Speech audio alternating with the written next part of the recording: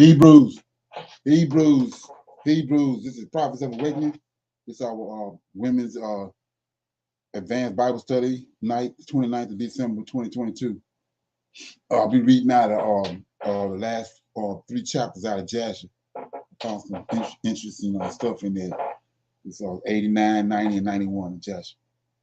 I'm asking everybody to go to our YouTube channel, Prophets of Awakening, and check out our videos. There's a lot of information given, and the videos will connect dots for you and bring you to the truth of the Holy Scriptures, the Old Testament, so-called TANAK. And if you like the channel, I'm asking you to like, share, and subscribe to the channel. It would be greatly appreciated. For those that don't know, this is a non-Messianic channel. We deal with the TANAK and Torah only. TANAK is the Old Testament, a so-called Book of Remembrance, and the Torah is the first 5 books of the Old Testament that was given to Moses on Mount Sinai. Shalom and welcome to Prophets of Awakening, and welcome to our Women's Advanced Bible Study. We're going to do our normal, which is a moment of silence, prayer, Psalms, some women's help, current events, and then we're going to the need to know information and some Q&A. Then we're going to reading the book of Jasher. Okay, so this moment of silence is for the Lord of hosts and Yahweh our Redeemer and all that they're doing to bring about our prophesied deliverance in these last days. Oh Lord, we thank you for your great mercy and for your great power and wisdom. And we tarry waiting for your powerful deliverance of the people of Israel. Oh Lord, you have given us insight into the scriptures of our forefathers, and you, O Lord, has directed us to who you are and your role in the goings on of heaven and earth. O Lord, you spoke through your prophet Isaiah and said that you would help Abraham's seed that you had scattered. You have completed that promise as of this day, and you said, O Lord, that you would remove darkness from around us. Tarry not, O Lord, the latter days are here, and we are waiting and watching for you. Peace be unto you. Okay. We'll read the Psalms. Okay.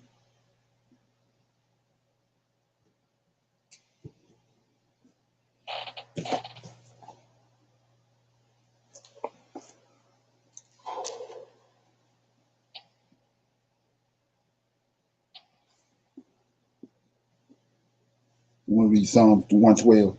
It's blessed is the man that feareth the Lord. Okay. Praise ye the Lord. Blessed is the man that feareth the Lord, that delighteth greatly in his commandments. His seed shall be mighty upon the earth. The generation of the upright shall be blessed. Wealth and riches shall be in his house, and his righteousness endureth forever. Unto the upright there ariseth light in the darkness. He is gracious and full of compassion and righteous. A good man showeth favor and lendeth. He will guide his affairs with discretion. Surely he shall not be moved forever. The righteous shall be in the everlasting remembrance. He shall not be afraid of evil tidings. His heart is fixed, trusting in the Lord. His heart is established. He shall not be afraid until he see his desire upon his enemies. He have dispersed, he have given to the poor. His righteousness endure forever. His horn shall be exalted with honor. The wicked shall see it and be grieved.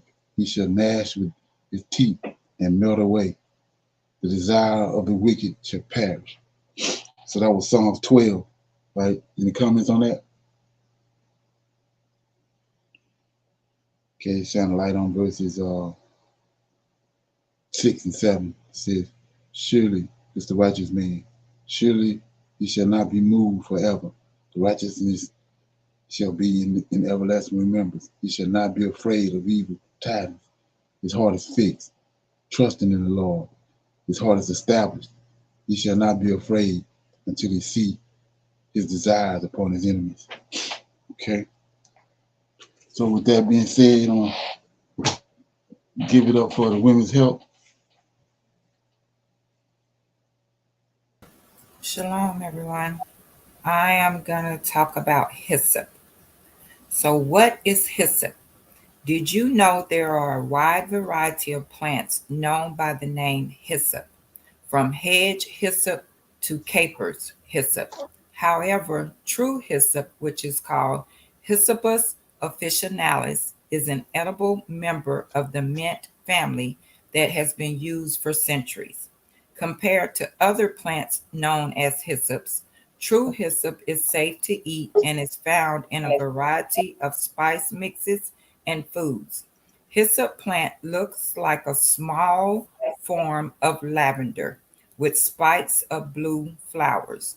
The valuable flavoring and medicinal properties of hyssop have been known for centuries. Its distinctive bitter taste adds a warmth to food like salads, fish, meat, and vegetables. It has also been used as an ingredient in desserts, honey, and even certain drinks. The tea made from this plant has been known to help with physical problems in the throat, nose, and lungs. It can also be applied externally to bruises on top of the skin as a healing balm. Another one of hyssop benefits is its ability to regulate the menstruation cycle. Okay. The Old Testament also mentions hyssop several times. In Leviticus chapter 14, laws for cleansing. Numbers 19, laws of purification for sin. Exodus 12, blood on the lintel and post. First King chapter 4, and Psalms 51, verse 7. A plea for cleansing. Um, I'm going to read verse 7. Purge me with hyssop, and I shall be clean. Wash me, and I shall be whiter than snow. That was what is hyssop. Okay. Yeah. Appreciate that information. I want to say shalom. Shalom. Okay. Yeah. So we go into our current events. I had mentioned a couple times. I mentioned it yesterday on Clubhouse about. I had made a statement about when we got delivered. When we delivered out of Babylon, the Chaldeans the one took us into Babylon, but it wasn't the Chaldeans that the Lord of hosts used to deliver us. He used Cyrus and the Medes and Persians. They came and delivered us, and so we were brought over here on slave ships by the Americans, and so it's not the Americans that's going to deliver us. I had made that statement over and over again. So he goes what I was talking about yesterday. I went back and retrieved that video. This happened like last week. I played it. It's Japanese. It's the ones that are going to be mainly responsible for us being delivered out of here.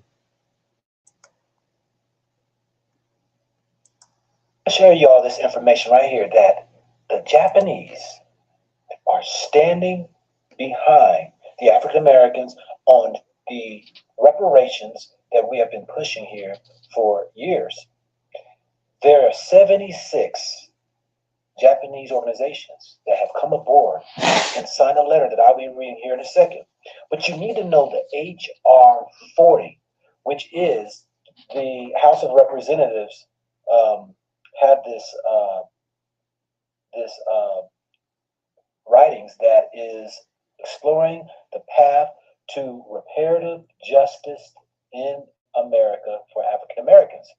So you need to go ahead and check that out, HR 40. But let's get into this right here, because since about January or so, there has been this Japanese American Citizen League with other Japanese organizations in America, and I'm assuming even probably in other countries, are standing on the fact that this initiative needs to be taken place for African Americans to be given the reparations that's deserved. Not even given, but actually that is owed them. Let me read this right here. This right here is July 23rd, 2021. Japanese American activists demand reparations for black Americans. And this right here is the lace.com, LAIST.com. Japanese Americans who fought for reparations for being incarcerated during World War II are now lending their support to blacks who want redress for the nation's history of slavery and discrimination. At the Japanese American Cultural and Community Center in Little Tokyo, where a dozen people were meeting after work hours, the evening started with a round of soba tea. Um, Writer and activist Tracy Cato raised a cup of to the room of Japanese American volunteers ranging in the age of the 20s to 70s. She stated that, "Can we do a toast for gathering?" And she asked to the nod of approval for gathering across the country to support reparations. On this recent evening, Los Angeles was one of the multiple cities where Japanese Americans were meeting to work on the redress campaign for Black Americans. The goal was the same here as it was in San Jose, Oakland, Portland, St. Paul, Chicago, Brooklyn, etc. Go and read that right there. Do yourself a favor, educate yourself. Here on even June 17th, 2022, we have the United Church of Christ, who also was among faith groups pushing Biden to form reparations commissions. A coalition of religious activists wants to build on the U.S. Juneteenth holiday. This year, only the second mark Juneteenth as an official holiday. Its members are urging President Joe Biden to take an action that will focus more sharply on legacies of slavery and racism. From jointly signed letters to Biden a joint to a June 15th vigil at a Cleveland church to a June 16th news conference near the White House, the faith groups and secular partners are pushing Biden to use his power. They want him to issue an executive order to explore reparations. This right here is the UCC.org. Read more into that article. Let's get to the nitty gritty. There was a letter that was sent. There's 3 days ago. Today is December 24th, 2022. There was a letter sent by the JACL, joins 76 Japanese and Asian American organizations in calling on President Biden to establish presidential commission to study black reparations. This was dated December the 21st. The National JACL on December 21st joining the National Naki Reparations Coalition in sending a letter to the Biden administration calling for an executive order to create a commission to study reparations. This letter, co-signed by 76 Japanese American and Asian American organizations, is a strong testament to the commitment of our communities toward the promise of racial reparations and the healing of our nation. The JACL National President Larry Oda highlighted the need to establish a commission without further delay, stating the Japanese American Citizen League is the nation's oldest, the largest Asian American civil rights organization and is committed to protecting the human and civil rights of all Americans. The travesty of slavery and its aftermath must be addressed if we are to truly become the great nation that we profess to be. The 400 years of racism and denied opportunities have taken their toll on a community. The establishment of a presidential commission to study the legacy of enslavement would educate and inform the public and Congress of the harm that it is perpetuated on the community. Time is of the essence. There is an urgency of instituting such a study before another year passes. This legislation was first introduced over 30 years ago, and time has come. Please read that. It comes from the pacificcitizen.org. It goes on. Okay. Any comments anybody heard that? About that? Yes, I had watched that and was doing a little bit of research on JACL because I had never heard of them, right? Right. So this is really really big because it was saying, you know, they was founded in 1929. It's the nation's oldest and largest Asian American nonprofit organization committed to upholding the civil rights of Americans of Japanese, ancestry, right? So that's really big when they speaking on our behalf because that is not why they was, founded, right? Right. It was a movement for them.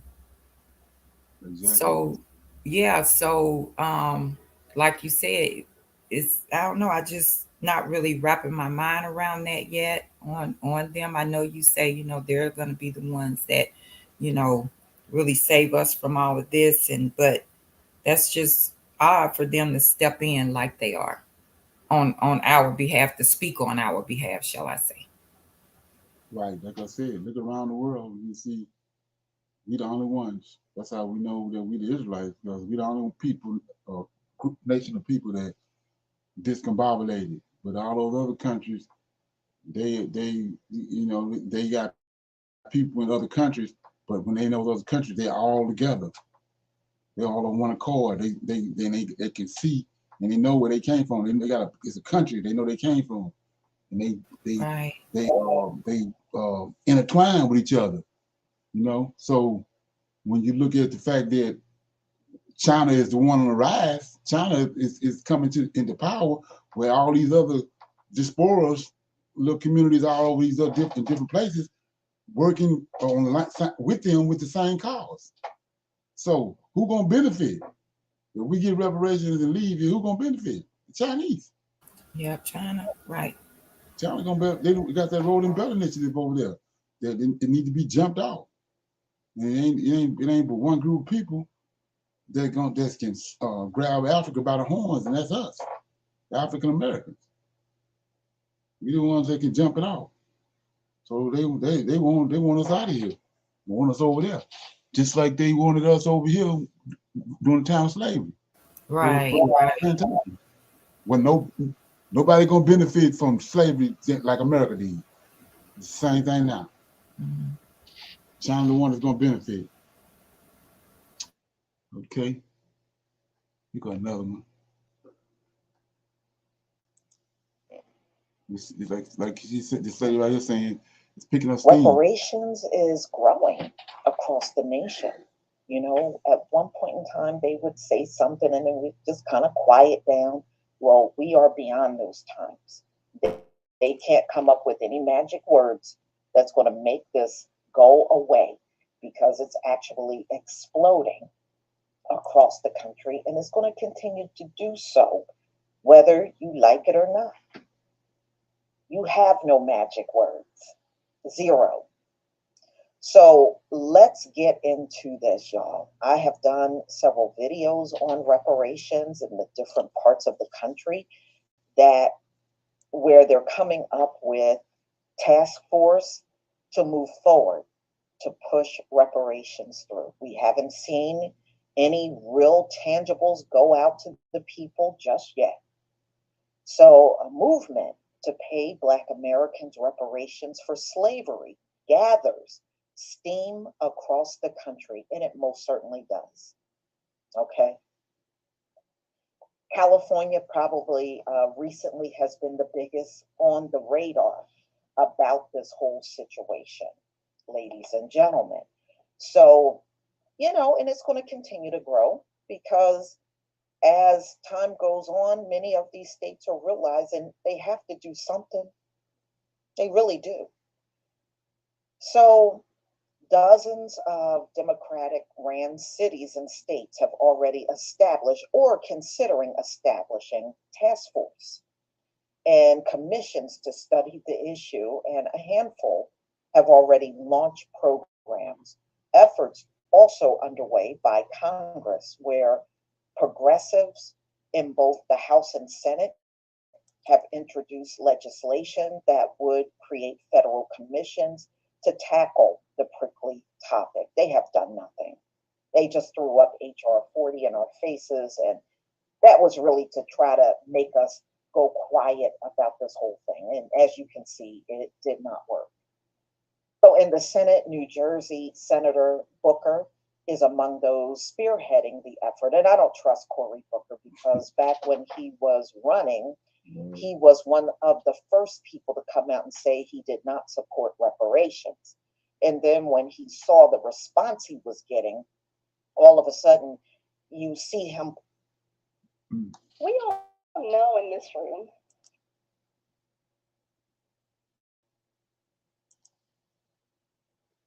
here and there involved in, these reparation talks, and nobody's going to forget what you said, buddy. Nobody's going to forget. So, in a letter urging President Biden to support his initiative, Mr. Booker said the legacy of slavery remains with us today and is compounded by ongoing racism and discrimination. The consequences for Black people in this country have been severe, continuous, and measurable. That's what he wrote to Joe Biden in a letter. So, leading the charge, of course, right now is California. They certainly are not the first state to bring it up, but they are the first to really move forward. And you got a governor there that supports it, which is highly unusual. And of white Americans support the idea, which is not shocking. That's to be expected. Look at the history, y'all. That should tell you right there what you should expect from them. So those who believe such measures at local levels are insufficient are pinning their hopes on a bill introduced 3 decades ago in the House by the late Congressman John Conyers, the bill which would create a commission to study reparations for Black Americans is now being championed by Sheila Jackson Lee. And when was the last time she did a meeting for HR 40? I haven't seen one meet. When was the last time we saw a meeting? Wasn't that like 2020? I'm serious, y'all. She ain't do a meeting in so long. We can hardly remember there was a meeting. Nothing. She ain't doing it. Sheila Jackson Lee ain't doing squat. So. Okay. Anybody got any comments on that? Anybody know what HR 40 is? I do remember you speaking on that, but I forgot what it was.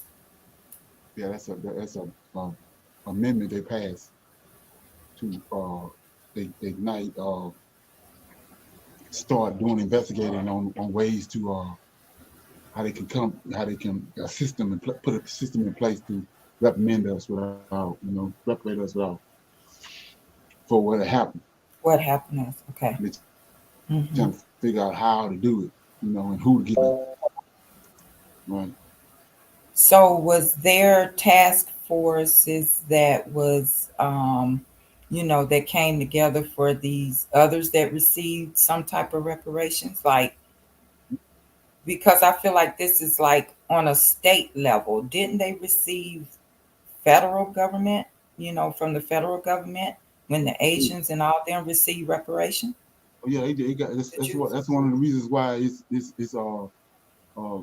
profound what the Japanese doing. They got reparations back for when they locked all of them up during World War I or World War II. Yeah, they locked them up in concentration camps. They all got, I think they all got something like $25,000 a piece. So yeah, so now all of a sudden, they got together and got behind African Americans getting reparations. But like I said before, it's a concerted effort by them as a people. The Japanese people and the Chinese people, they the ones going to stand. They the ones going to stand to win. They're trying to, they want to be the number one superpower in the world. So, and that's what's standing in the way. America is standing in the way. So they get us reprimanded, and then most of us leave. This place is gonna go to the dog. It's just gonna help them. They got control of Africa. And like I said, they got their road and belt initiative over there that's sitting in place, just waiting. It's already in operation, but they waiting for it to bust open. Okay. Right. Biden know he got to do something big too. He know, he can't be tip tapping around no more. If not, he know he out of there. 2024, he done. Right. They have no problem. Yeah, they follow. They fading. It's like I said. You got an understanding of prophecy. Daniel said that it's 10 toes, and then everybody want to tell you it's the Antichrist. And the 10 kings gonna come together in the latter days. But that 4 beasts taking on 10 different. It says the 4th beast is is diverse from the other three. And the reason why it's diverse, it's able to pack up and relocate. Like I said, we're looking at nothing. Vagabond. Mm-hmm. Something we're looking at right now is no different than what just happened. Great Britain ruled the world almost 200 years. Then America, the people that came out of Great Britain came here to America, and then America blew up. We're looking at the same thing happening now. America blew up. Then we see the Chinese. They bombed the Chinese and all that, and humiliated them. And now all of a sudden, here they are. America going down. That's the fourth, the last incarnation of the fourth beast. It's not no five beasts. We're looking at the last incarnation coming in place, and that's why I said when the Medes and Persia came on the scene, they released us because they needed us. He says that everywhere we go, that nation gonna be blessed. So they needed us. So that made them powerful. They had us in their kingdom. Then the Greeks got us in their kingdom. They got powerful. Now we see the Romans got us, and then the fourth beast going on and on because they know how to. Like I said, they know how to pack up, and they know everything that goes up come back down. But they pack up and relocate before they fall. And we've seen it jumping around. It's been jumping around. It was in France with Charlemagne. Then from Charlemagne, they went to Britannia, which is Britain, for 200 years. Then now it's in America. Now going from America to going ready to go to China. And he says the last incarnation of the fourth beast was going to be short and violent. That's what we see coming on the scene. Yeah. So I got some need to know information right here. I'm gonna play this, pertaining to what I was just talking about. Let's see if I got it. Okay. We are in a period of time which can best be captured by the following somewhat scary understanding. The American period of empire, which is now roughly 100 years old. We became the dominant economic power in the world as a result of World War I. In that war, the dominant capitalist country of the previous 2 centuries, namely Great Britain, was finally destroyed. The only other contender for dominant economic power at that time, 100 years ago, was Germany. And what basically happened was that the German and British empires destroyed one another in that great conflagration, World War I, which also took down virtually every other aspiring would-be economic empire, the Austro-Hungarian, the French, and so forth.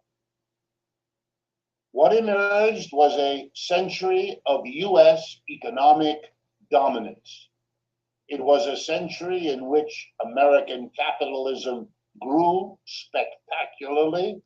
So let's look at that right quick. So, in based on what he's saying, and understanding that, Daniel told us this fourth beast got 10 toes. When I said it's not 10 kings, it's able to relocate itself. So, but Esau is a woman riding on that. It's a woman controlling the fourth beast. The woman is the whore, the fake Israelites, they posing as Israelites. That's Esau. They controlling them. They controlling the beast. The bankers, the Illuminati bankers, the elite bankers. They don't have no home. They bankers, and all they do is control everything with the money. So how did they get all the money to where they at today? The Rothschilds got all the money. These wars. Every time they have a big old major war, it's a transformation. They relocate through wars and strip everybody down, get all the money, and then start back again, rebuild everything, and that's how they ended up over the years with all the money, and they're able to dictate everything. They behind this whole thing right here. All of it it's being manipulated and dictated. And that's what we're looking at. And that's what we got to come. The Most High got to come and stop. That's what we got to stop because they got it down pat. And so, like I said, look at America. It explains a lot of stuff that's going on now. Like, for example, the 13 colonies, them Edomites. When you go those Edomites that came here. So they came from Spain. That's where Esau went when they was ran out in 70 AD. The Roman Empire gave them safe passage, Harris lineage and the elite safe passage to Spain. Now we see how the West blowed up from the 3 ships, the Nina, the Pinta, and the Santa Marina. They came over here looking for somewhere to live because of what I'm going to read, the curses that was on them. Let's look at it right quick. Yeah, you got to understand this. So it's right here. It says, Ezekiel 35. Let me get it right quick. Yeah, Ezekiel 35. So this is what they was running from. Just like we have curses on us, they got curses on them. And that's how they was able to pass as people of the book because of the atrocities that was happening to them. But they got atrocities on them for another reason. We got them on us because we disobeyed our God. But they got it on them from the hatred that they had for the Lord of hosts people. So I'm in 35, Ezekiel 35, verse 1. Moreover, the word of the Lord came unto me, saying, Son of man, set thy face against Mount Seir, that's Esau, and prophesy against it, and say unto it, Thus says the Lord God, Behold, O Mount Seir, I am against thee. I will stretch out my hand against thee, and I will make thee most desolate. And I will lay thy cities to waste, and thou shalt be desolate, and thou shalt know that I am the Lord. Because, here we go, because thou hast a perpetual hatred, and hast shed the blood of the children of Israel by the force of the sword in the time of their calamity, in the time that their iniquity had came to an end. Therefore, as I live, says the Lord God, I will prepare unto thee blood. Blood shall pursue thee, since thou hast not hated blood, even blood shall pursue thee. So this is the curse they under everywhere they go. This explain what happened in Germany. So now when you're looking at it, you're thinking them the real Israelites because it's kind of going along with Deuteronomy 28. But this was what's on them for their perpetual hatred and the things they done to Israel. And so every country, when you go back and do the history on there, every country, they was kicked out of every country all the way until they ended up in Spain. And this prophecy is on them. Everywhere they go, they're trying to find somewhere they can go, a homeland or a land they can go to where they can be at peace. And so that's what the 3 ships, the Nina, Pinta, and the Santa Marina was about. And so they came over here in the 13 colonies. It was Edomites. If you know your history, we know that George Washington got in the pickle and he didn't have no money. He went to those Jews. They was right there in the 13 colonies. And they gave him the money he needed to pay his soldiers. And so to kill 2 birds with 1 stone, that's why all them places over there right now in Utah and all this, what these Hebrew Israelites talking about is Israel is over here. They named all them places. They named all them places when they got here. They named all that. They trying to find another Jerusalem, another place, Jerusalem, because they stole land from the Israelites, and then they was so wicked as hell. He kicked them out. He had them kicked out in 70 AD by Titus and Vespasian. And so from that point, they bounced around all over Europe because of they methods of getting money and robbing people and usury. And people look up and see they didn't hoodwink them out all their money. They don't want them in the country. They run them out. And they went from one country to the next. And finally, like I said, when they all ended up in Spain, they trying to find a land they can go to get away from that.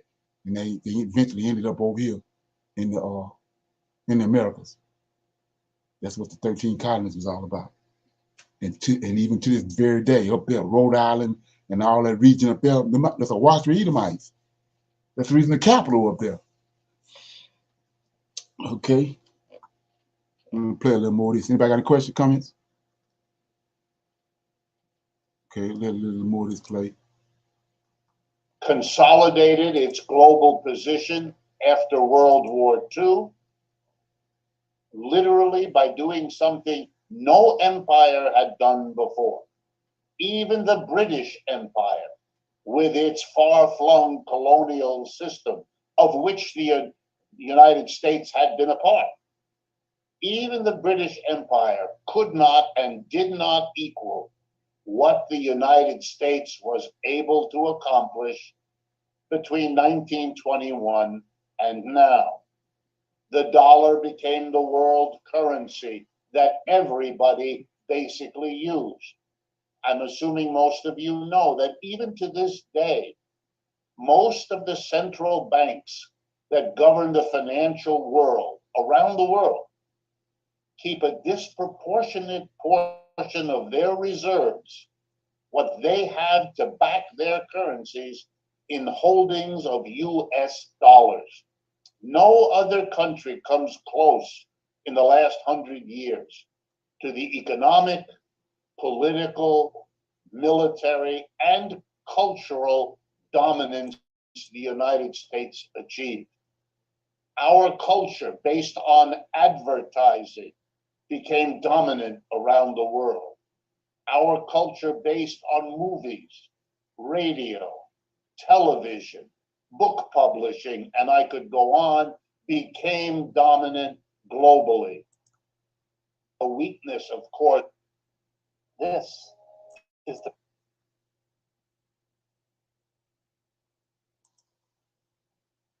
potential competitors who not only destroyed each other in World War I, but basically a few years later did it again in World War II.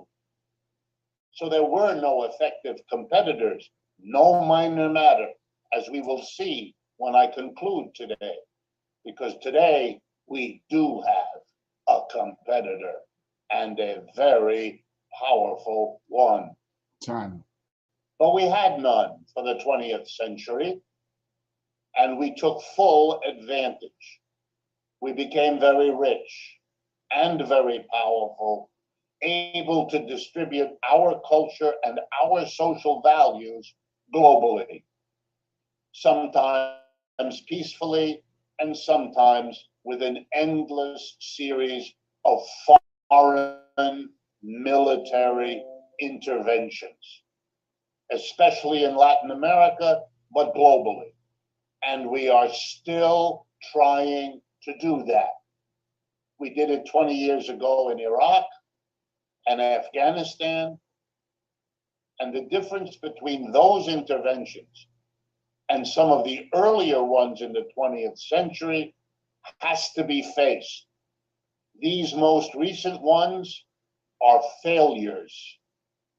We went into Afghanistan, and the Taliban, our ostensible enemy, is stronger today than it was when the United States intervened. And the opposition to the United States in Iraq is also now stronger than what it was when the United States arrived.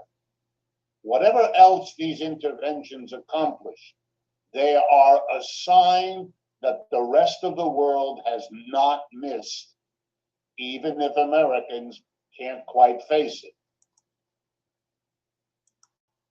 Okay. Any comments on that? Anything you heard, you got any comments on? I'm gonna open it up now for some Q&A. Anybody got any questions or comments about anything they want to talk about or they came across? Put it on the table. Okay, everybody good? Yeah, we play this right here, then we go into the lesson. This about I think it ought to help some people because it's about it's a sign of the times too, because this is a white guy that's have thrown away the New Testament.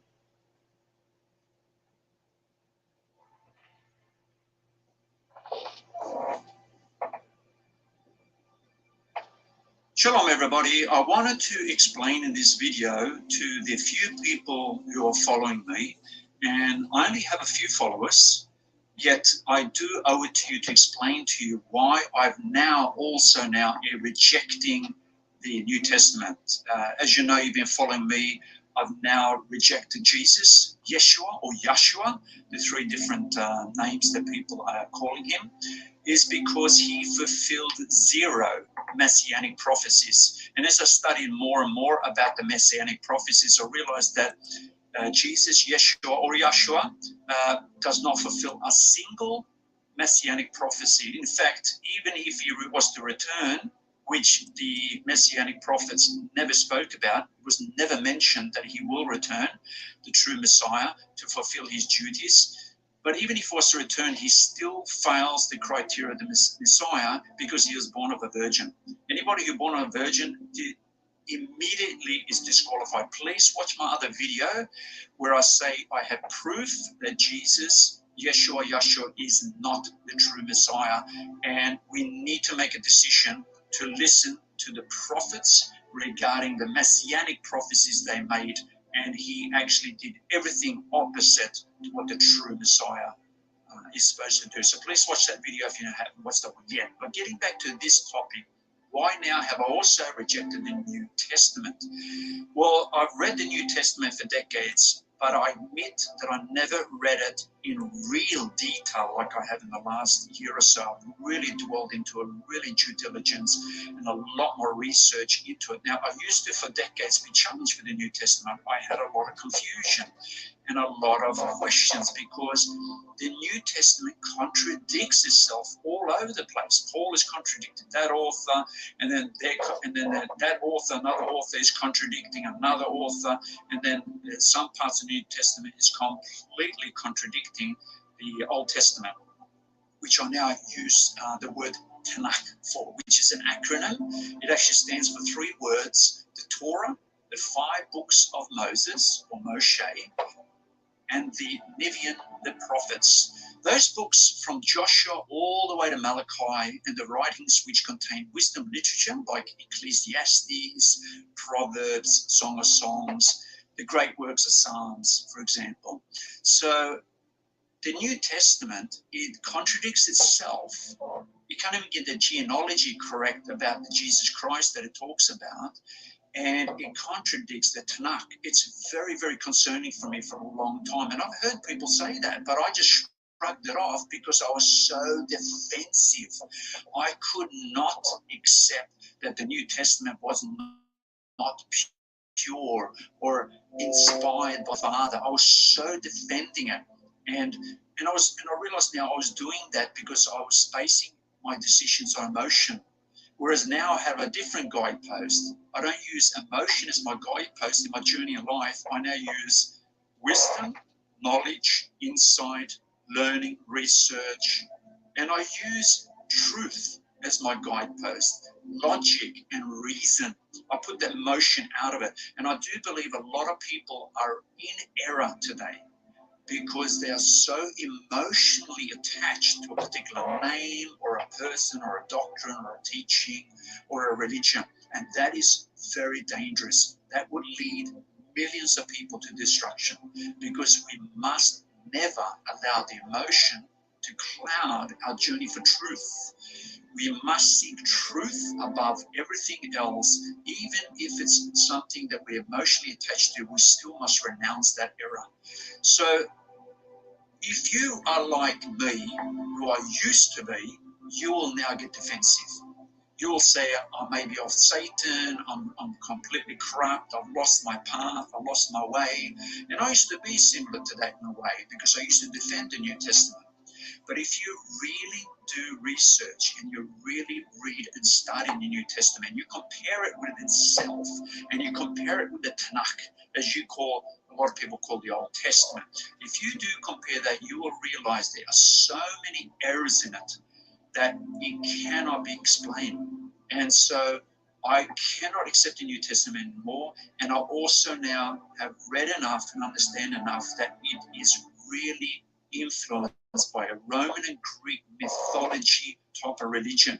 And that's why you have virgin births and human sacrifices and human blood offerings, which is a complete abomination to the Father in the Tanakh. It is so foreign and so abomination type of literature or teaching that we really need to turn away from that. It is disgusting, and it actually discredits the Tanakh, the Father, and the prophets, and all the teachings that we get from the Tanakh. So I could no longer accept the New Testament. It is not inspired by the Father. I do not believe it anymore because it is so corrupt. Another thing is that it then falsifies and misleadingly interprets some verses out of the Tanakh. And if you will take up my challenge and you really dwell into the New Testament, you study it, you are going to be like me, completely beside yourself, completely shocked, disgusted. You are going to be so amazed at what you learn and what you read, that how corrupt the New Testament is and how Roman and Greek mythologically based it is. We find this type of teachings regarding virgin births and all this human and blood sacrifice. We find that in teachings like, for example, Hercules was born of the god Zeus, of a female, of a human woman. These virgin births and these gods having children or having a child. What's up, man? Shalom, shalom. It's not found in the scriptures. It is all found in false Greek Roman religions. And please try to understand this last point. You all who are listening to this, you will believe that the Tanakh, or the Old Testament, as it's called or known by, is inspired by God or the Father. You believe that it is inspired by the Father. I've never heard a Christian or somebody who accepts the New Testament say, well, I accept the New Testament, but I don't accept the Old Testament or the Tanakh, because they all say to me, they also believe it's inspired by the Father. If you truly believe that the Tanakh is inspired by the Father, that it is the Word of God, quote unquote, then you cannot, and I repeat, you cannot also accept the New Testament, because the New Testament corruptly falsifies and takes it out of context and contradicts it to a very, very, very deep level. It is something that's so shocking that when you learn more about this, you are going to be amazed. And I guarantee you, if you're a lover of the truth, and you're using reason and logic and truth as your guidepost, and you do not use emotion, so you're not attached in defending an error, I guarantee you, when you learn what I've learned, you will never promote the New Testament ever again. Okay. Any comments on that?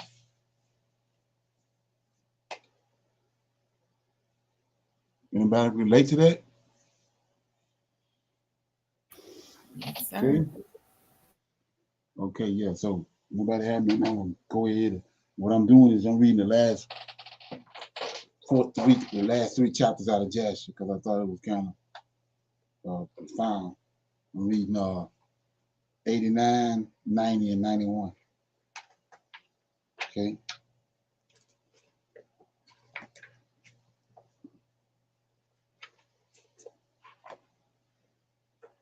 See. Okay. I'm in Joshua chapter 89, starting at verse 1. Then spoke Joshua this song on the day that the Lord had given the Amorites into the hands of Joshua, the children of Israel, and the children of Israel. And he said in the sight of all Israel, thou hast done mighty things, O Lord. Thou hast performed great deeds, which is likened unto thee. My lips shall sing to thy name. My goodness and my fortress and my high tower. I will sing a new song unto thee. With thanksgiving will I sing unto thee. Thou art the strength of my salvation. All the kings of the earth shall praise thee. The princes of the world shall sing to thee. The children of Israel shall rejoice in thy salvation.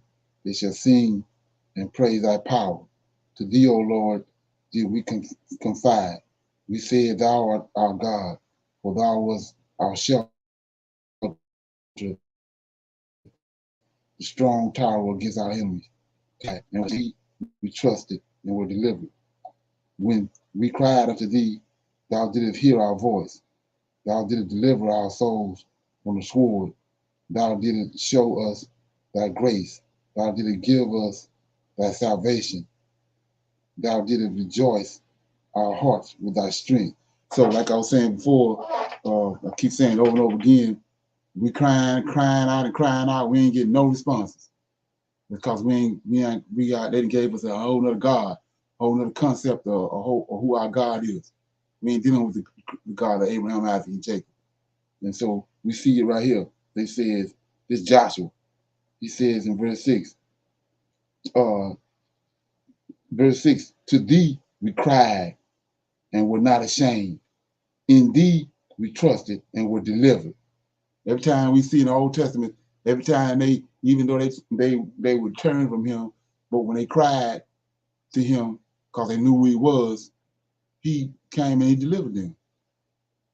So it says, to thee we cried and were not ashamed. Indeed we trusted and were delivered. When we cried unto thee, thou didst hear our voice, and thou didst deliver our souls from the sword. Thou didst show unto us thy grace.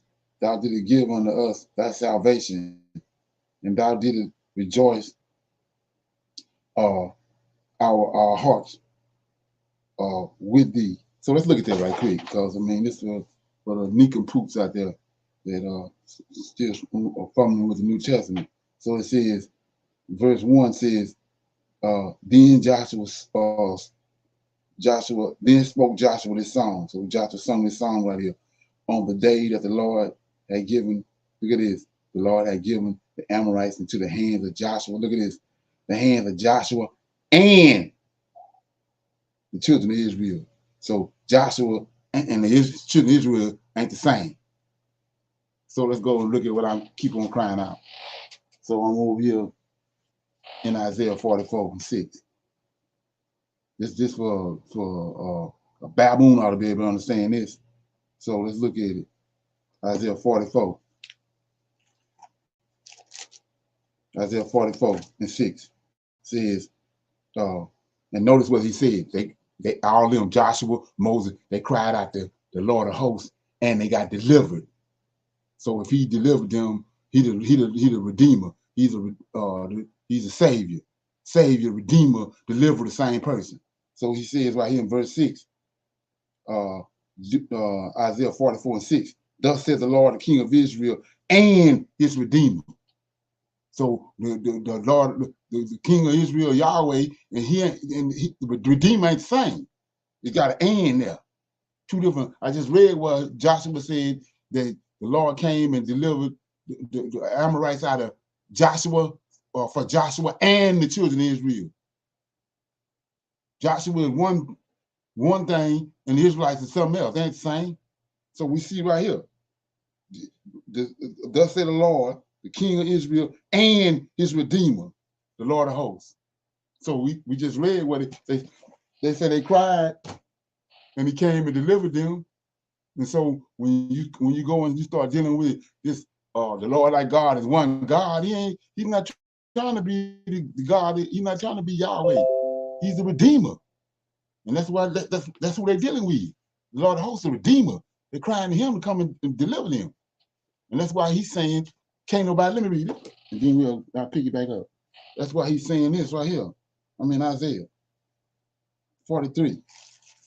He's not trying to be the creator.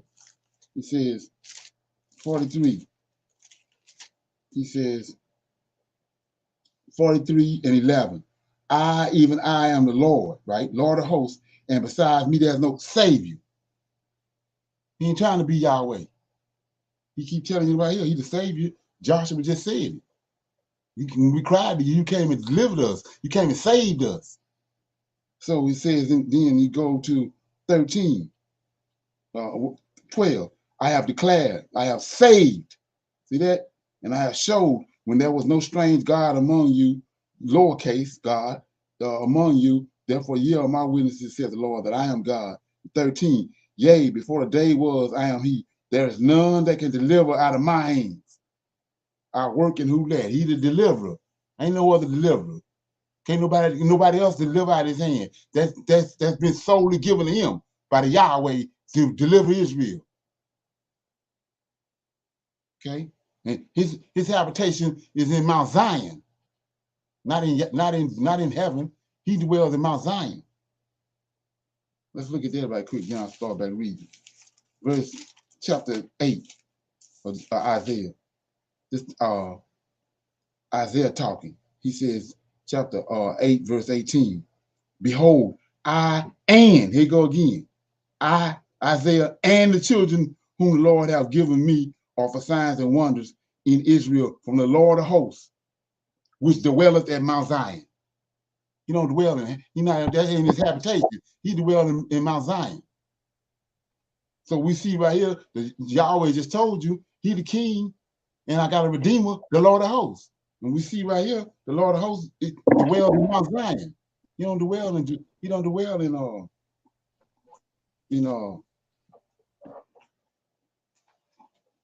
dwells in heavens of heavens, Yahweh. The Redeemer, the people that the Israelites dealing with is dwells in Mount Zion amongst them. Okay, so let's go back over. I'm in Joshua 89, verse 8. Okay, it says, "Thou didst go," verse 7. "Thou didst go forth for our salvation." See that? "With thine arm, thou didst redeem thy people. Thou didst answer us from the heavens of thy holiness. Thou didst save us from 10,000s of the people. The sun and the moon stood still in heaven, and thou didst stand in thy wrath against our oppressors, and didst command thy judgments over them." So this is another thing right here. Like I said, when you get into these books, it clear up a lot of stuff. So people having a problem with the Sabbath day. He made the sun and the moon. A day consists of both. What the sun got to do his thing, and the moon got to do his thing. That consists of a day. So he says right here, verse 8, the sun and the moon stood still. See, when you was in church in Christianity, all you hear is that he made the sun stand still. He made the sun stand still so he can destroy so Joshua can finish killing the Amorites. But it tells you right here, the sun and the moon stood still. You can't deal with one without dealing with the other one. So he says, the sun and the moon stood still in heaven, and thou didst stand in thy wrath against our oppressors, and didst command thy judgments over them. And all the princes of the earth stood up, and the kings of the nations had gathered themselves together. They were not moved at the presence. They desired thy battles. Thou didst rise against them in thine anger, and didst bring down thy wrath upon them. Thou didst destroy them in thine anger, and cut them off in thine heart. Nations have been consumed with thy fury. Kingdoms have declined because of thy wrath. Thou didst wound kings in the day of thine anger. Thou didst pour out thy fury upon them. Thy wrathful anger took hold of them. Thou didst turn their iniquity upon them, and didst cut them off in their wickedness. They did spread a trap. They fell therein, and the net they hid, their foot was caught. Thine hand was ready for all thine enemies who said, through their sword they possessed the land, and through their arm they dwelt in the city. Thou didst fill their faces with shame. Thou didst bring their horn down to the ground. Thou didst terrify them in thy wrath, and didst destroy them in thine anger. The earth trembled and shook at the sound of thy storm over them. Thou didst not withhold their souls from death, and didst bring down their lives to the grave. Thou didst pursue them in thy storm. Thou didst consume them in thy whirlwind. Thou didst turn their rain into hail, and they fell in deep pits so that they could not rise. Their carcasses were like rubbish cast out in the middle of the streets. they were consumed and destroyed in thine anger. Thou didst save thy people with thy might. Therefore our hearts rejoice in thee, our souls exalt in thy salvation. Our tongues shall relate thy might. We will sing and praise thy wonderful works. For thou didst save us from our enemies. Thou didst deliver us from those who rose up against us. Thou didst destroy them from before us and depress them beneath our feet. Thus shall all thy enemies perish, O Lord, and the wicked shall be like chaff driven by the wind, and thy beloved shall be like trees planted by the waters. So Joshua and all Israel with him returned to the camp of Gilgal after having smitten all the kings, so that a remnant was left of them.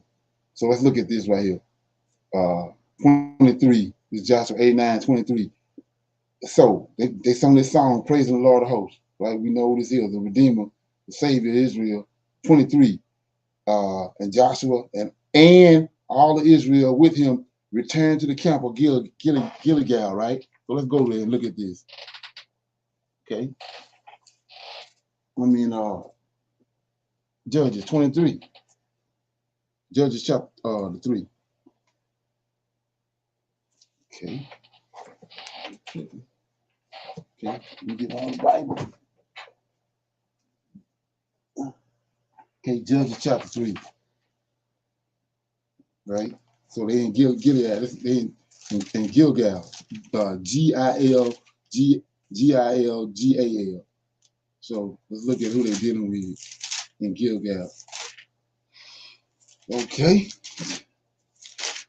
Chapter 3. Like I said, the baboon ought to be able to understand this. So it says, Judges chapter 2, verse 1. And the angel of the Lord came up from Gilgal. That's what Joshua and them at. To Beckham. It's an angel. Came up to Beckham and said, I made you to go up out of Egypt. I have brought you into the land which I swore unto your fathers. And I said, I will not break my covenant with you. So this angel right here, Lord of hosts, over Israel. So like I said, the baboon ought to be able to understand that. So I mean, if you can't understand, you ought to be ashamed. Because baboon got more sense than you. Okay? All right? So let's keep going. So I was in 23, I'm in 24. And the 5 kings fled along on foot from battle and hid themselves in a cave. And Joshua sought for them in the fields of the battle and did not find them. And he was afterwards told to Joshua, saying, the kings are found, and behold, they are hidden in the cave. And Joshua said, appoint men to be at the mouth of the cave to guard them, lest they take themselves away. And the children of Israel did so. And Joshua called to all Israel and said to the officers of battle, place your feet upon the necks of these kings. And Joshua said, so shall the Lord do to all your enemies, right? And Joshua commanded afterwards that they should slay the kings and cast them into the cave, and to put great stones at the mouth of the cave. And Joshua went forward with all the people that were with him on that day to Matadai, and he smote with the edge of a sword, and he utterly destroyed the souls and all belonging to the city. And he did to the kings and the people thereof as he had done to Jericho. Excuse me. And he passed from there to Libnah, and he fought against it, and the Lord delivered it into his hands. And Joshua smote it with the edge of a sword, and all the souls thereof, and he did to it and to the kings thereof as he had done to Jericho. And from there he passed on to Lanchish to fight against it. And Horam, king of Gaza, went up to assist the men of Lanchish. And Joshua smote him and his people until there was none left of him. And Joshua took Lanchish and all the people thereof, and he did to it as he had done to Libnah. And Joshua passed from there to Eglon, and he took it also, and he smote it and all the people thereof with the edge of a sword. And from there he passed to Hebron, and he fought against it and took it and utterly destroyed it. And he returned from there with all Israel to Debir, and fought against it and smote it with the edge of the sword, right? And he destroyed every soul in it, and he left none remaining. And he did to it as the kings thereof, as he had done to Jericho. Joshua smote all the kings of the Amorites from Kadesh Barnea unto Azar, and he took their countries at once, for the Lord had fought for Israel. And Joshua and all Israel came to the camp of Gilgal. And when at that time Jabin, king of Chezar, heard all that Joshua had done to the kings of the Amorites, Jabin sent to Jochebed, king of Midian, and to Laban, king of Shimron, and Jupho, king of, I can't say these names, Ashtaroth, and to all the kings of the Amorites, saying, come quickly to us and help us, that we may smite the children of Israel before they come up upon us and do unto us as they have done to the other kings of the Amorites. And all the kings hearkened to the words of Jabin, king of Chezar, and they went forth with all their camps. 17 kings, and our people were as numerous as the sands of the seashore, together with horses and chariots innumerable. And they came and pitched together at the waters of Merom, and they were met together to fight against Israel. And the Lord said to Joshua, fear them not, for tomorrow about this time I will deliver them up, all slain before you, and thou shalt hew their horses and burn their chariots and fire with fire. Okay, we'll keep going. Said that Joshua with all the men of the war came suddenly upon them and smote them, and they fell into their hands, for the Lord had delivered them into the hands of the children of Israel. So the children of Israel pursued all these kings with their camps, and they smote them until there were none left of them. And Joshua did to them as the Lord had spoken to him. And Joshua returned at that time to Chezar and smote it with a sword and destroyed every soul in it and burned it with fire. And from Chezar, Joshua passed to Shimron and smote it and utterly destroyed it. And from there he passed to Ashtaroth, and he did to it as he had done to Shimron. And from there he passed to Adullam, and he smote all the people in it. And he did to Adullam as he had done to the other two cities. And he passed from them to all the cities of the kings which he had smitten, and he smote all the people that were left of them, and utterly destroyed them. And on their booty and cattle, only their booty and cattle the Israelites took to themselves as a prey. But every human being they smote, and they suffered not a soul to live. And the Lord had commanded Moses, as the Lord had commanded Moses, so did Joshua and all Israel. They failed not in anything. So let's look at this right quick. All right. So we see right here, it says, just like we see what Joshua doing. Joshua killing everything in sight. But so the New Testament says that everybody came from everybody came from Adam. So evidently these people right here that he got Joshua and Moses killing ain't come from Adam. It was a lie from the pits of hell. They abominations, and he killing them all. The Lord himself got Joshua and Moses killing these people, utterly destroying them, their whole city, everything. So that kills the narrative over there.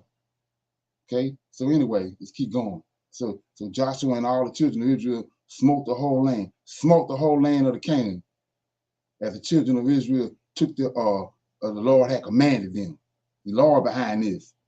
And he smote all their kings, being 31 kings, and the children of Israel took their whole country, besides the kingdoms of Shiloh and Og, which are on the other side of Jordan, of which Moses had smitten many cities. And Moses gave them to the Reubenites and to the Gadites and to the half tribe of Manasseh. And Joshua smote all the kings that were on this side of Jordan to the west, and gave them for an inheritance to the 9 tribes and into the half tribe of Israel. For 5 years did Joshua carry on the war with these kings, and he gave their cities to the Israelites, and the land became tranquil from battle throughout the cities of the Amorites and the Canaanites. Okay, at that time, in the 5th year after the children of Israel had passed over Jordan, after the children of Israel had rested from their war with the Canaanites, at that time, great and severe battles arose between Edom and the children of Checham. And the children of Checham fought against Edom.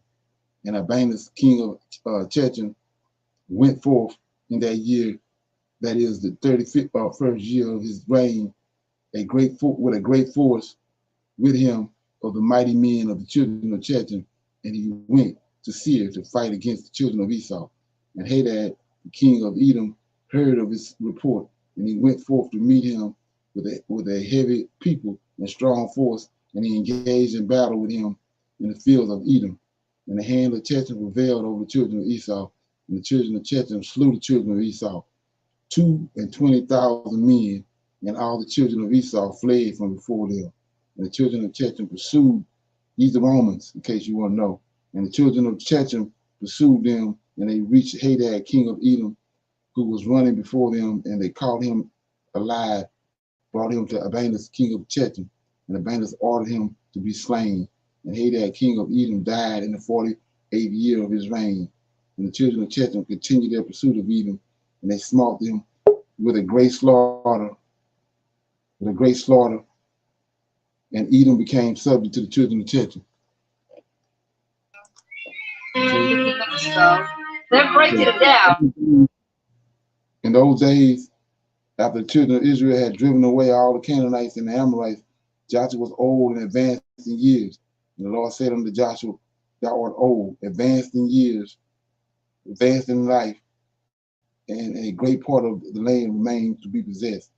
Now therefore divide this land for inheritance to the 9 tribes and to the half tribe of Manasseh. And Joshua rose up and did as the Lord had spoken unto him. And he divided the whole land to the tribes of Israel as an inheritance according to the division. But to the tribe of Levi he gave no inheritance. The offering of the Lord, the offering of the Lord, or their inheritance, as the Lord had spoken to them by the hands of Moses. So look at that. Let's look at that. So you're always hearing about that the Levi had no inheritance in Israel. This is the reason why. It says right here. But to the Lord, to the tribe of Levi, he have no inheritance. The offerings of the Lord are their inheritance. So what are you talking about? When they offering on the sacrifice, when they offering on the altar, that's their inheritance. This is suffering serving right here. Okay? So anyway, in Isaiah 53, so Joshua gave Mount Horeb to Caleb, the son of Jephunneh, one portion above his children, as the Lord had spoken through Moses. Therefore Hebron became an inheritance to Caleb and his children unto this day. And Joshua divided the whole land by lots to all the Israelites for an inheritance, as the Lord had commanded him. Right? And the children of Israel gave cities to the Levites from their own possession, inheritance, and suburbs for their cattle and property, as the Lord had commanded Moses. So did the children of Israel, and they divided the land by lot, whether great or small. So let's look at this, because you gotta understand this when you're trying to write and divide the scriptures.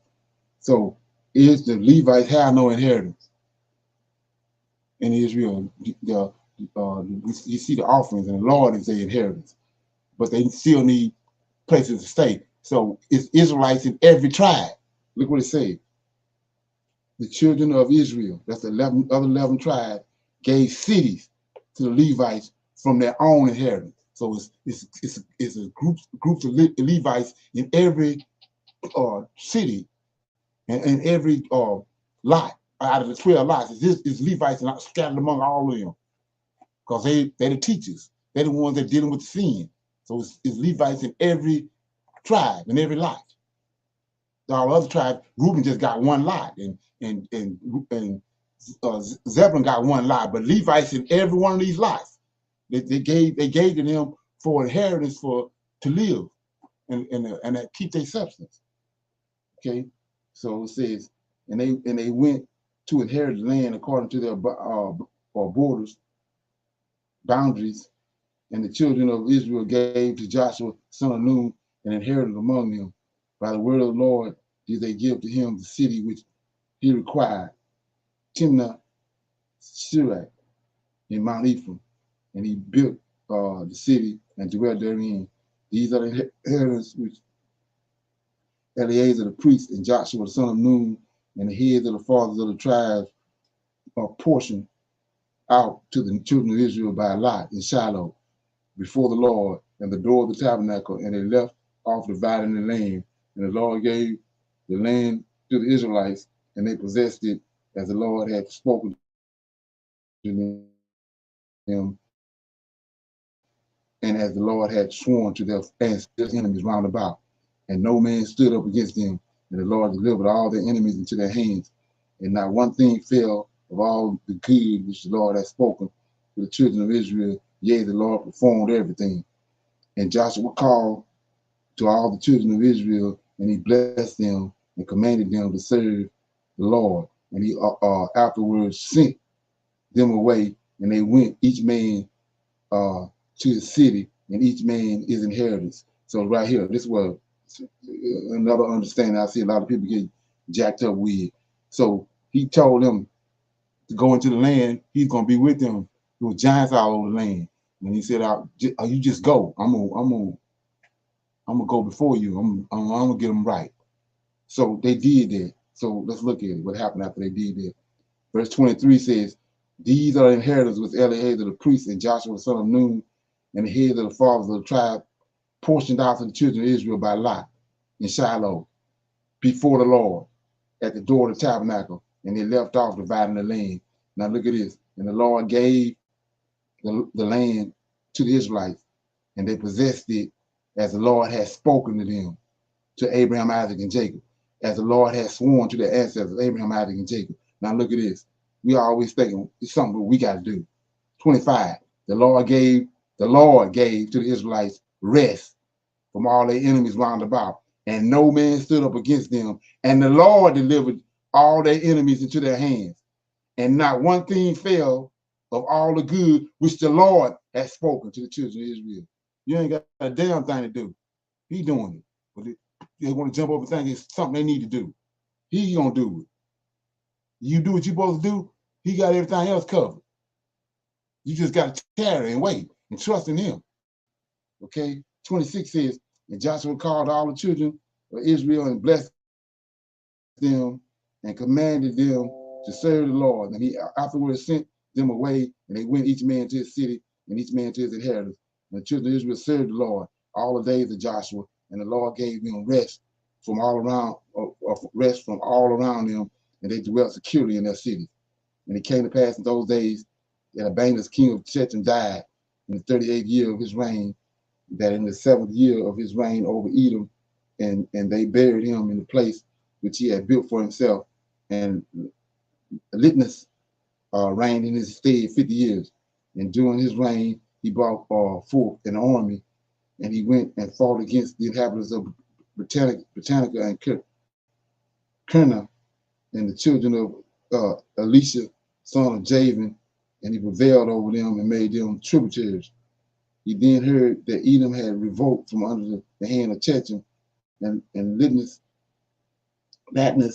went to them and smote them and subdued them and placed them under the hands of the children of Chechem, and Edom became one kingdom with the children of Chechem all the days. So right here we see that Esau and Romans became one people right here. This before beast came on the scene. So Esau and the Romans are the same people. They didn't intermingle, they became one nation. Okay. 32. And it was in the 26th year of the children of Israel had passed the Jordan, that in the 66th year after the children of Israel had departed from Egypt, that Joshua was old, advanced in years, being 108 years old in those days. Joshua called all Israel and to their elders, their judges and officers, after the Lord had given to all Israelites rest from all their enemies round about. And Joshua said to the elders of Israel and to their judges, Behold, I am old, advanced in years, and ye have seen what the Lord hath done to all the nations whom ye have driven away from before you, for it is the Lord who has fought for you. Now therefore Strengthen yourselves to keep and to do all the words of the law of Moses, not to deviate from it to the right or to the left, and not to come among those nations who are left in the land. Neither shall ye make mention of the name of their gods, but ye shall cleave to the Lord your God, right, as you have done to this day. And Joshua greatly exalted the children of Israel to serve the Lord all their days. And all the Israelites said, we will serve the Lord our God all our days, we and our children and our children's children and our seed forever. And Joshua made a covenant with the people on that day, and he sent away the children of Israel, and they went each man to his inheritance and to his city, right? So, and it was in those days when the children of Israel were dwelling securely in their cities that they buried the coffins of the tribes of their ancestors, which they had brought up out of Egypt, each man in his inheritance of his children, the 12 sons of Jacob, with the children of Israel buried, each man in his possession of his children. So this right here is what go over a lot of people here too. So when they came out of Egypt, all the 12, the original sons of Jacob died in Egypt. They died ruling. So when they left, like Joseph told them, take my bones with you. So all this time, all this stuff we see going on, they got the coffins of their forefathers with them. And so finally, when they got their inheritance and they had rest all around them, they buried them there. So you say, what are you talking about? Why? What's going on? That's what Ezekiel 37 is saying. Let's look at it. Ezekiel 37 telling you right here. Let's look at it.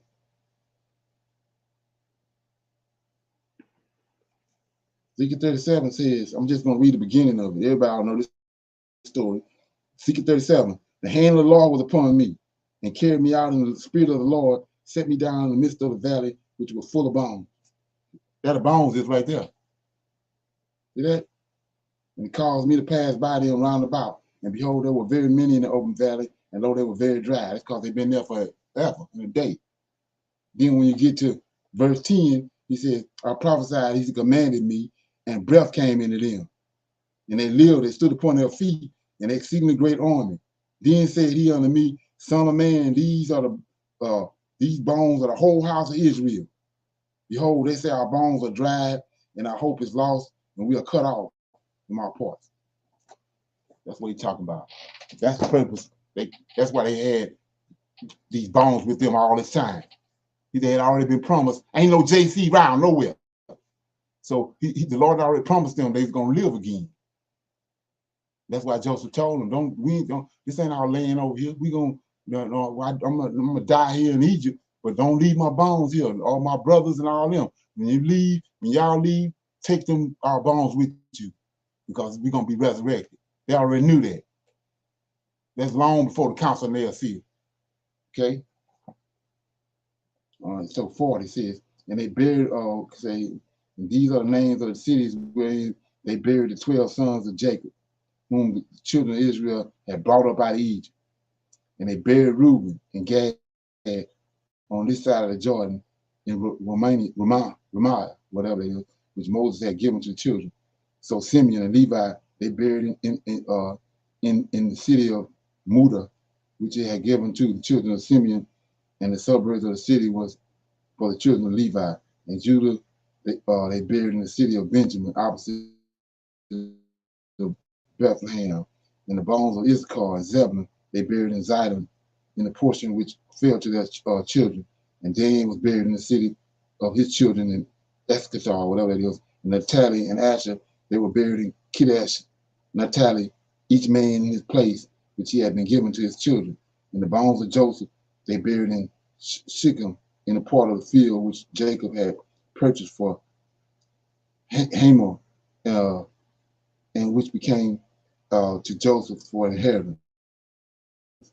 And they buried Benjamin in Jerusalem, which was to the children of Benjamin. And the children of Israel buried their fathers, each man in the city of his children.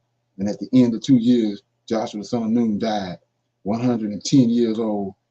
And the time which Joshua judged Israel was 28 years. And Israel served the Lord all the days of his life. And the other affairs of Joshua and his battles and his reproach and his reproofs with which he reproved Israel and all which he had commanded then them, and the names of the cities in which children of Israel possessed in his days.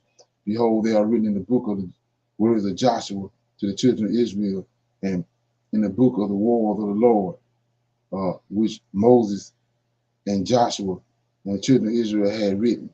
And the children of Israel buried Joshua in the border of his inheritance, in Timnah Sirach, which was given to him in Mount Ephraim. And Eleazar, the son of Aaron, died in those days, and they buried him in a hill belonging to Phinehas, his son, which was given to him in Mount Ephraim. Okay, see what time we is. Okay, so anybody got any questions so far? Comments? I'm gonna read 21. Everybody good? Yes. Okay, at that time, after the death of Joshua, the children of the Canaanites were still in the land, and the Israelites was resolved to drive them out. And the children of Israel asked the Lord, saying, who shall first go up for us to the Canaanites to fight against them? And the Lord said, Judah shall go up, right? And the children of Judah said to Simeon, go up with us into our lot, and we will fight against the Canaanites, and we will likewise go up with you in your lot. So the children of Simeon went with the children of Judah. And the children of Judah went up and fought against the Canaanites. So the Lord delivered the Canaanites into the hands of the children of Judah, and they smote them in Bezat, 10,000 men. And they fought with Adonizak in Bezat, and he fled from before them, and they pursued him and caught him, and they took hold of him and cut off his thumbs and his great toes. And Adonizak said, 70 kings having their thumbs and great toes cut off, gather their meat under my table, as I have done. So God has requited me. And they brought him to Jerusalem, and he died there. And the children of Simeon went to the children of Judah, and they smote the Canaanites with the edge of the sword. And the Lord was with the children of Judah, and they possessed the mountain. And the children of Joseph went up to Bethel, the same as Luz, and the Lord was with them. And the children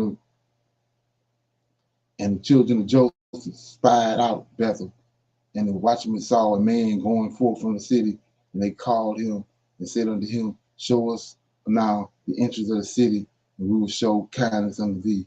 And that man showed them the entrance of the city, and the children of Joseph came and smote the city with the edge of a sword, and the man with his family they sent away, and he went to the Hittites, and he built a city, and he called the name of the city Luz. Okay, so all the Israelites dwelt in their cities, and the children of Israel dwelt in their cities, and the children of Israel served the Lord all the days of Joshua and all the days of the elders who had lengthened their days after Joshua, and saw the great work of the Lord which he had performed for Israel.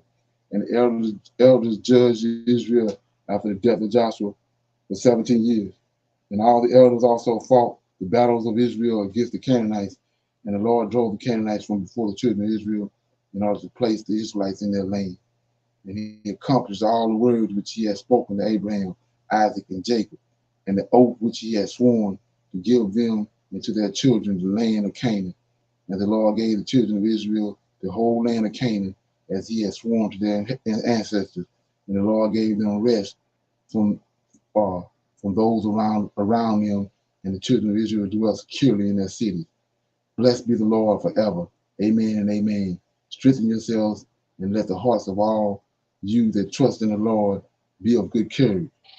So we see right here, at this point right here, it tells you at the end of Joshua that he had accomplished what he had told Abraham, Isaac, and Jacob, that he was going to make the Israelites like the sand of the sea. So this right here was accomplished. They was like the sands of the sea. And that's when they started going downhill. So we see Deuteronomy 28. He said, just like I rejoiced over you, what we just read, to multiply you. Now we in a place where he rejoicing over us to deplete us. Said he's gonna leave us small in number. So we see right here at the end of this chapter, he had performed what he had said to Abraham, Isaac, and Jacob, as far as putting them in the land and them being innumerable, like the sands of the sea and the stars in heaven. Any comments?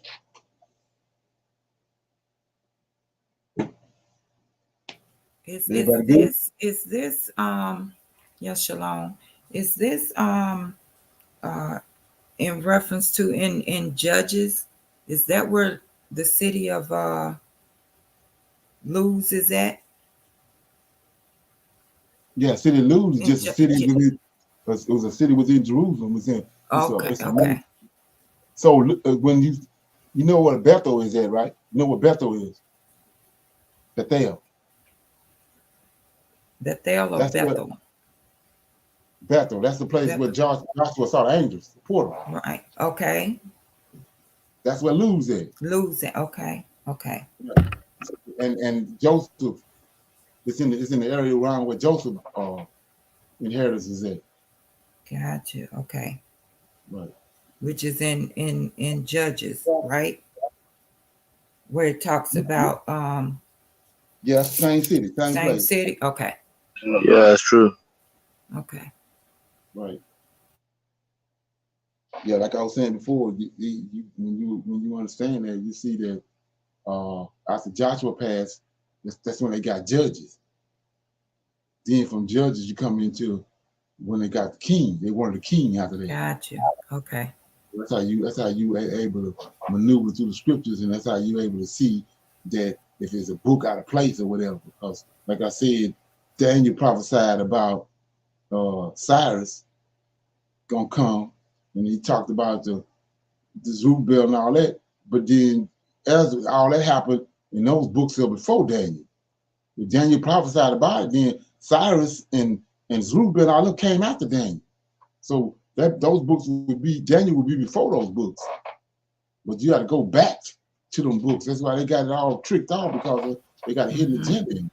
Right. You got to be able to rightly divide it.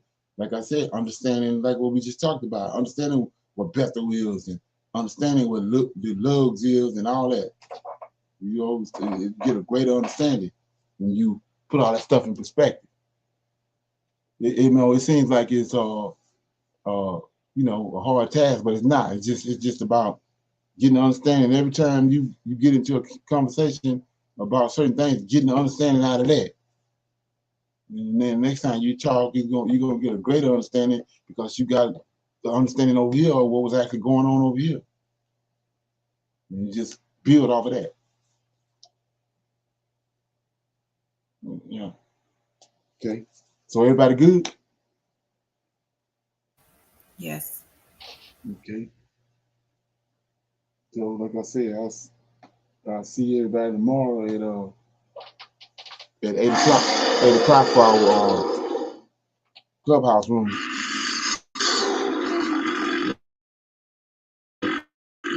Say shalom, shalom, and another shalom. Shalom,